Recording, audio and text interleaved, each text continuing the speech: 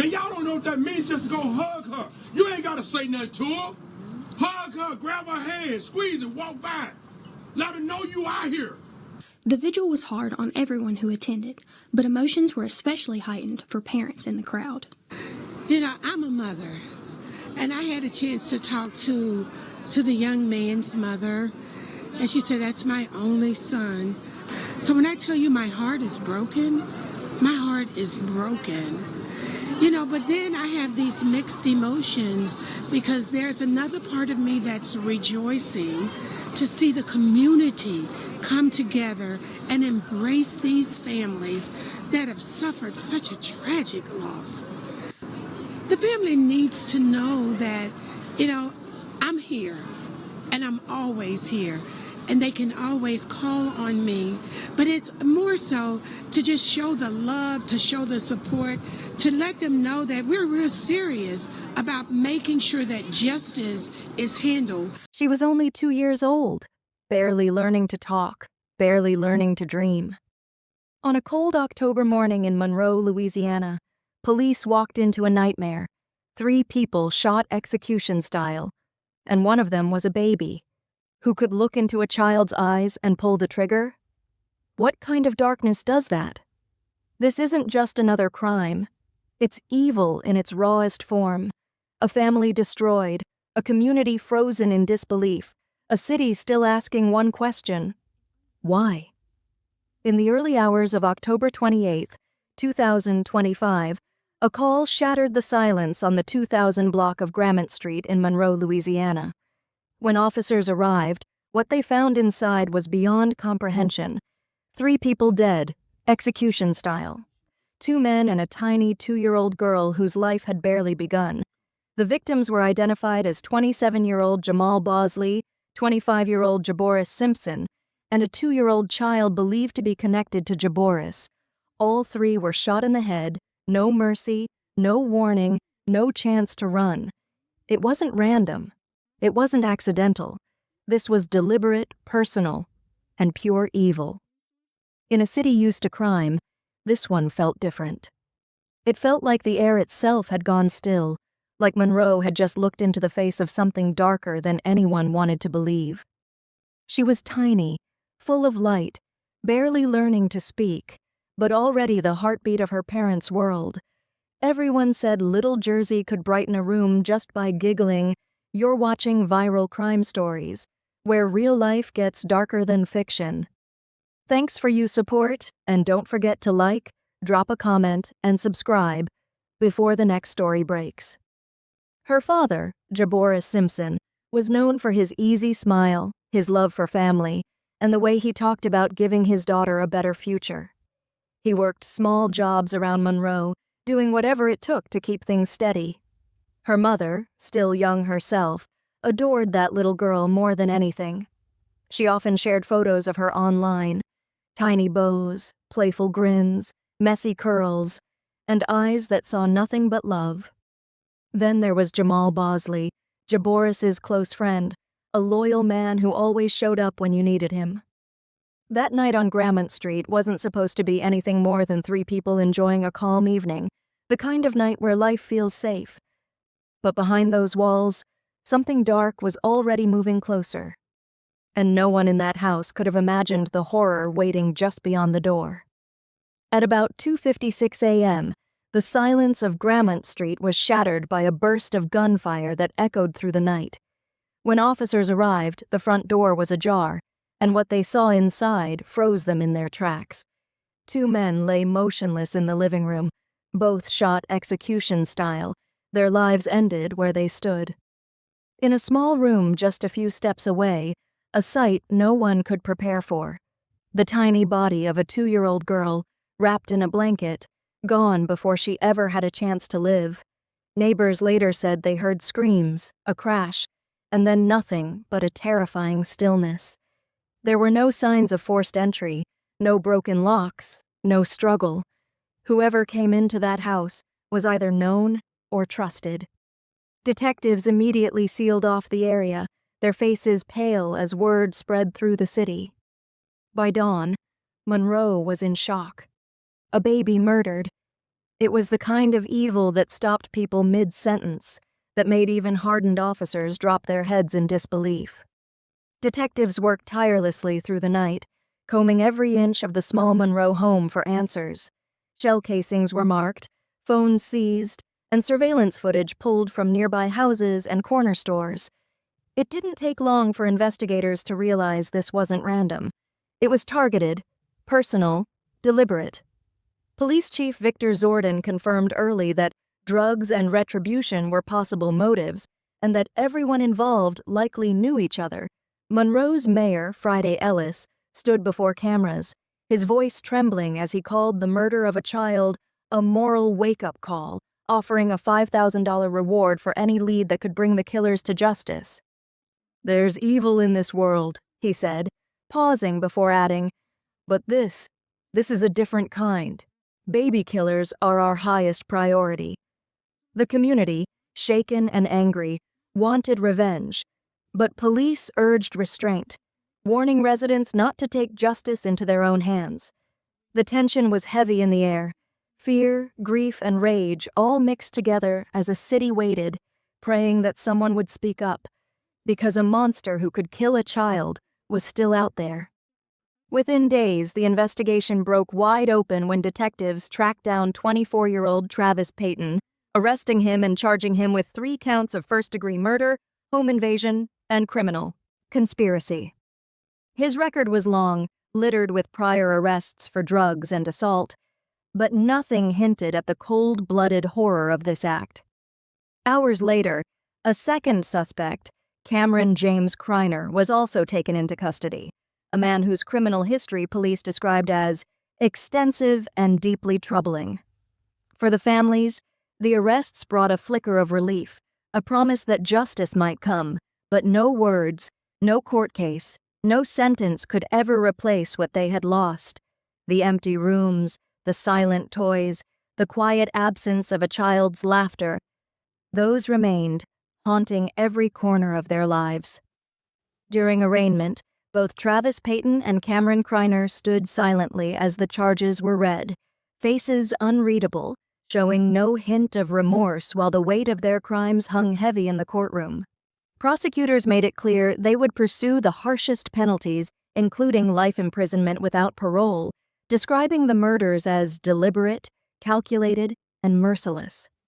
The mother of the 2-year-old could barely stand, tears streaming down her face as she whispered, "She was my whole world. Why her?" The room went still, the kind of silence that presses on your chest. Even seasoned officers looked away, unable to watch the grief of a mother whose child had been stolen in the cruelest way possible, a reminder to everyone that some acts of evil leave scars no trial can. The community came together in the days after the murders, holding a candlelight vigil outside the family's home, the sidewalk covered with teddy bears, pink balloons, and framed photos of the little girl whose life had been stolen. Neighbors prayed, wept, and softly sang as the sun dipped below the horizon, each person carrying a piece of the grief that had spread through Monroe pastors, after pastors urged calm and unity, warning, "We must not let evil define our streets." But the pain was palpable. The child's funeral drew hundreds, a tiny white casket carried through the church as her mother's scream echoed off the walls, shattering hearts.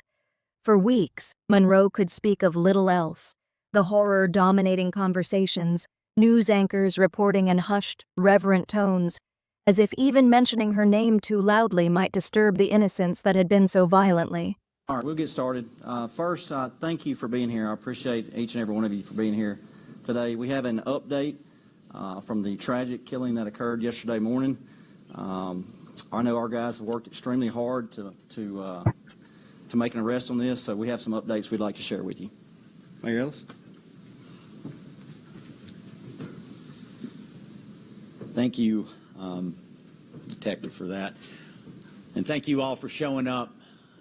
It is, first, let's start off by recognizing the tragic loss that our community has suffered. 3 of our citizens have lost their life tragically, and 1 being a 2-year-old little girl. And let's recognize that the hurt that this community is feeling especially those that have worked this case closely. Said the other day, I don't know how you go home and put your heads down at night, seeing what you see every single day. But today we do gather with a heavy heart, but with firm resolve in knowing that justice is being carried out and will continue to be carried out. I want to commend the Monroe Police Department. The swift action that you took, this proper training that you've all had, your instincts are top-notch. And I'm proud to stand here as your mayor to say thank you for what you do every day. Chief Zorden, thank you.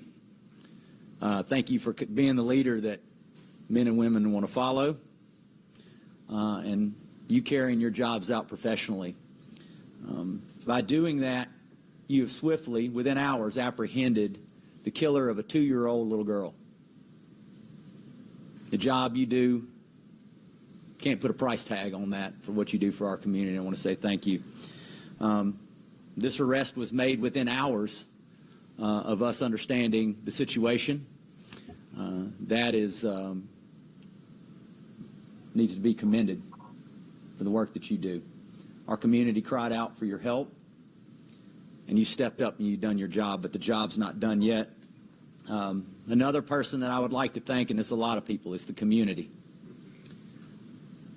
I think you made it very clear that there are certain things that will not be tolerated in this community. And the tips that have came in, not only from our department, but other departments that have been sent over, has helped you all do your work quicker and help put this case together. And again, there's not really much you can say about this situation. A lot of people are grieving tonight, a family, a mother, a little girl who had a bright future in front of her. Didn't deserve this. But with that, I want to bring up Chief Zorden to discuss the facts of this case, what we know so far, and where this thing in the direction that this investigation is heading. Good afternoon. Thank everybody for being here. At approximately 2:56 a.m. October the 28th, we responded to a shooting on Grammont Street. We found 3 victims, including a 2-year-old child. Thanks to the relentless work by our officers and detectives and help from the public, we arrested 24-year-old Travis Payton. Payton is charged with 3 counts of first-degree murder, home invasion, and criminal conspiracy. Payton has 11 prior arrests and 3 convictions. He was sentenced to over 15 years but served just less than 3. Payton was still on probation, and if he had served his sentence, he would still been in jail, unable to commit this crime that we're here for today. We urge the public, do not take justice into your own hands. More violence is not the answer. This is an active investigation. Sharing speculation and inaccurate information, especially online, can seriously impede our ability to bring all involved to justice. If you have any information, please call MPD at 318-329-2600 or Crime Stoppers of North Delta at 318-388-2274 or 388-CASH. I can't tell you how proud I am of everybody in this room, and I'm fixing to bring them up, that had anything directly or indirectly to do with this investigation. Less than 8 hours after the time of this tragedy, we have a suspect in jail, a prime suspect in jail, with more to come. The type of work that they do, the first responders that showed up on the scene, they have to process in their brain, and they have to figure this out too. It's a tragedy all the way around. Definitely.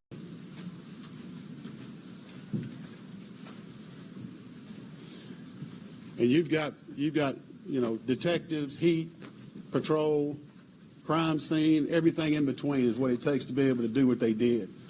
You have to first respond to the tragic scene. You have to process the scene. You have to start doing the investigation, the technology part, search warrants, phone calls, collaboration with the sheriff's office, and anybody else. So please, if you have any information about this tragedy, let us know at 388-CASH. We appreciate it.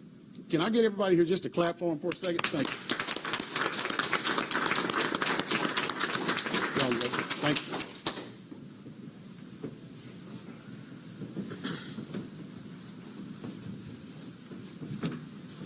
Good evening. Good afternoon. I'm here because this tragic event happened in my district, which is District 3. But I'm here more so as a mother and as a grandmother. This has been such a tragic time for all of us here in Monroe. I ask you at this time to not try and take this into your own hands, but to allow the police to do their job. And I would just like to just thank you for the way that you've handled this case so expeditiously. And my heart goes out to the grieving families that are suffering today at the hands of a senseless killing. And I ask that, we support the police in any and every way that we can. We don't need any more bloodshed in this community. So if you know something, say something to someone who can make a difference. Not tell someone who is feeling the same agony and pain that you're feeling, that want to go out and do bodily harm to someone else. Allow the system to do what it does best, to go out and apprehend the persons that are responsible. And to this family, prayers to you. My heart goes out to you. And thank you so much for the men and women of the police force and all that you've done to bring justice so quickly. Thank you.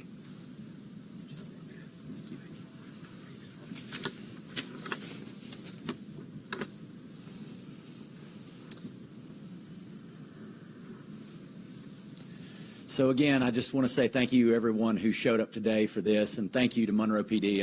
It feels like I'm in this room 100 times a year commending you for all the work that you do and the hard work and the danger that you put yourselves in to be able to protect this community. So thank you so much for what you do. I also want to, again, urge the public as well. I echo the words of Councilwoman Woods, is that it's not up to you to be able to take justice into your own hands. Monroe PD are professionals, and they are acting on accurate information as it comes in to be able to bring those who are accountable, who are responsible for this horrible crime to justice. So again, if you have anything to share, be able to reach out to Monroe Police Department to share that information. It's very important that when you receive information, you're receiving it from the right sources. And that will be either through the Monroe Police Department's page or through the City of Monroe's page. There's a lot of speculation. There's a lot of... This wasn't just another headline, another statistic to scroll past. It was a mirror held up to the heart of Monroe, showing the real cost of street violence in faces, in lives, in futures stolen. A 2-year-old girl who would never take her first steps into kindergarten, a father whose arms would never cradle her again, a friend whose laughter was silenced in an instant. The ripple of this crime didn't stop with the gun. It spread through families, down streets, through neighbors, leaving grief and fear in its wake. Revenge, drugs, anger, they may fuel the trigger, but the pain travels far beyond, haunting a city, shaping a generation, and reminding everyone that some losses are too heavy to measure. As of today, Monroe police are still working tirelessly to make sure everyone involved is held accountable, but no verdict can bring back what was taken: the laughter of a child, the embrace of a father, the sense of safety that vanished that night. Rest in peace, little one. You mattered. You've been watching Viral Crime Stories, where truth cuts deeper than fiction. Like, comment, and subscribe, and remember, every view helps keep their stories alive.